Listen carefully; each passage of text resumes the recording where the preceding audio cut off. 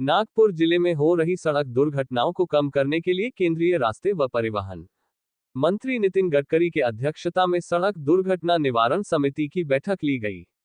इस बैठक में नागपुर जिले के आला अधिकारियों के साथ ही एनजीओ को भी बुलाया गया। पिछले कुछ महीनों में हिट एंड रन के मामले बढ़ रहे हैं। फुटपाथ पर लोग अतिक्रमण कर रहे हैं। आए दिन फुटपाथ पर एक्सीडेंट हो रहे, ये चिंता की बात है। पुलिस और नगर निगम के अधिकारियों को देखना चाहिए, तो शहर में सड़क दुर्घटना में कमी आएगी। और देश में सूरत ऐसा शहर जहां पर एनजीओ और ट्रैफिक पुलिस पूरा शहर संभालती है।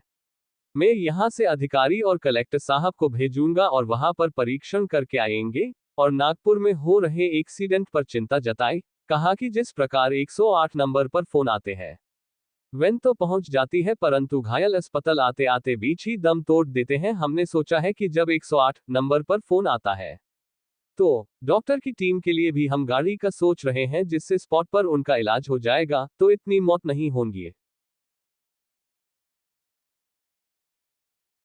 नागपुर शहर में और नागपुर ज़िले में करीब हर साल एवरेज 800 से 1000 मौतें होती है।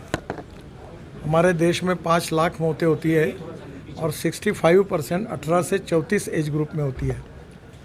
पिछले बार हमने तय किया था और काम में ब्लैक स्पॉट्स आइडेंटिफाई किए थे। नागपुर पुलिस आयुक्त और एसपी नागपुर ग्रामीण, इन्होंने भी अध्ययन करके ब्लैक स्पॉट निकाले थे और सेव लाइफ फाउंडेशन ने भी ब्लैक स्पॉट निकाले थे। काफ़ी आइडेंटिफाई हुए और आज मुझे समाधान है कि काफ़ी प्रमाण पर ये उसका काम शुरू हो गया और ये पूरे स्पॉट अगर ब्लैक स्पॉट इम्प्रूव होंगे तो शायद मरने वालों की संख्या कम से कम 500-600 से कम हो सकती है। वैसे और अच्छी बात है कि स्कूल के सामने जो डेंजरस जोन है, जो छोटे बच्चे क्रॉस करते हैं, उसके लिए भी हर स्कूल के सामने एक डिज़ाइन करके वहाँ बच्चों के एक्सीडेंट कैसे न हो, स्पीड कैसे कम हो, इसकी भी चिंता कर रहे हैं। रोड के बीच में से जो क्रॉसिंग है उसमें फुट ओवर ब्रिजेस जहाँ जहाँ होके वहाँ डिज़ाइन करके NHAI, स्टेट PWD हम लोग करेंगे ताकि लोगों की सुविधा भी हो। नागपुर जिले में हो रही सड़क दुर्घटनाओं को कम करने के लिए केंद्रीय रास्ते व परिवहन मंत्री नितिन गडकरी के अध्यक्षता में सड़क दुर्घटना निवारण समिति की बैठक ली गई। इस बैठक में नागपुर जिले के आला अधिकारियों के साथ ही एनजीओ को भी बुलाया गया। पिछले कुछ महीनों में हिट एंड रन के मामले बढ़ रहे हैं। फुटपाथ पर लोग अतिक्रमण कर रहे हैं। आए दिन फुटपाथ पर एक्सीडेंट हो रहे, ये चिंता की बात है। पुलिस और नगर निगम के अधिकारियों को देखना चाहिए, तो शहर में सड़क दुर्घटना में कमी आएगी। और देश में सूरत ऐसा शहर जहां पर एनजीओ और ट्रैफिक पुलिस पूरा शहर संभालती है। मैं यहां से अधिकारी और कलेक्टर साहब को भेजूंगा और वहां पर परीक्षण करके आएंगे। और सबसे इम्पोर्टेंट चीज़ है कि जो पेडिस्ट्रियन है, जो फुटपाथ पर चलते हैं, उनको सबसे ज़्यादा हिट एंड रन एक्सीडेंट्स हुए हैं और ये अनेक लोग इसमें मृत्यु हुए हैं। सेकंड नंबर पर ये रीज़न आता है। तो अब इसके बाद जो अतिक्रमण फुटपाथ पर हुआ है, उसके कारण लोग फुटपाथ पर चल नहीं सकते, तो उसके बारे में भी कठोर कार्रवाई करनी चाहिए। लोगों का अधिकार है कि फुटपाथ पर चलने का, उनके लिए वो बनी है। सीनियर सिटीजन है, दिव्यांग है, और वो रोड पे चलने लगे तो उससे एक्सीडेंट हो रहे हैं। उसके बारे में भी सीरियसली सभी लोग तुरंत कार्रवाई करें, ये भी सूचना सबको दी है।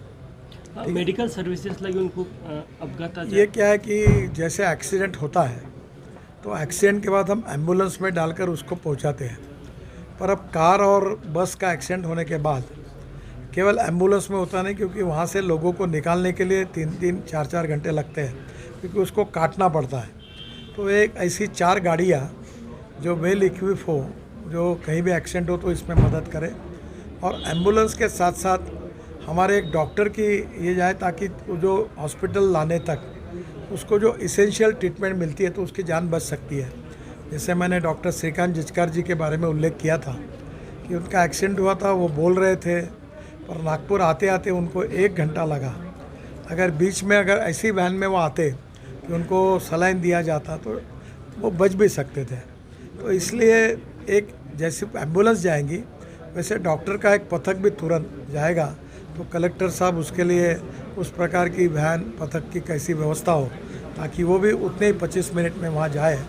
एक तरफ एक्सीडेंट के बाद कटिंग करना होगा, बाहर निकलना होगा, वो भी, और उसका ट्रेनिंग भी हमारे सब लोगों को कैसे मिले, इसका डिटेल प्लानिंग करके हम लोगों की जान बचाने की कैसी कोशिश करनी चाहिए, इसके ऊपर भी गंभीरता से विचार हुआ है, उसके ऊपर भी कार्रवाई होगी। सर रॉन्ग साइड का भी सिलसिला काफ़ी बढ़ चुका है, रॉन्ग साइड का जो सिलसिला है काफ़ी बढ़ चुका है, रॉन्ग साइड से लोग बहुत आते हैं, इसमें कोई कंट्रोल नहीं हो पा रहा है, क्या वजह है? ये सभी जगह समस्या है।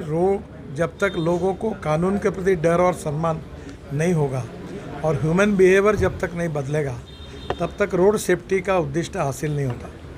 धीरे धीरे एक तरफ हमारे यहाँ कुछ ऐसे लोग हैं सामाजिक रूप से मोहिते हैं, राजू वाघ है, जन आक्रोश की संस्था है, तो बड़े प्रमाण पर कर रहे हैं। कोशिश भी हम कर रहे हैं कि सूरत ऐसा शहर है देश का कि जहाँ का पूरा ट्रैफिक NGO वहाँ के संभालते हैं।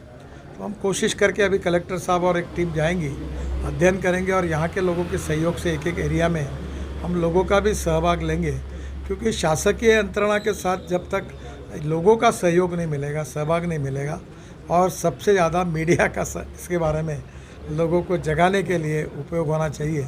इसीलिए मैंने ये सब विषयों की गंभीरता आप सब लोग समझे, इसके ऊपर लिखे, लोगों को जगाए और लोगों की जान बचाने के लिए सहयोग करें। इसलिए आपको भी जानबूझकर बुलाया था कि ये विषय आप भी लोगों तक पहुँचाएँ। सर हायवे कटिंगचा एक विषय चर्चेमध्ये आला होता है अभी बहुत से ब्लैक स्पॉट्स है, सबको सुधारने की कोशिश कर रहे हैं। Thank you.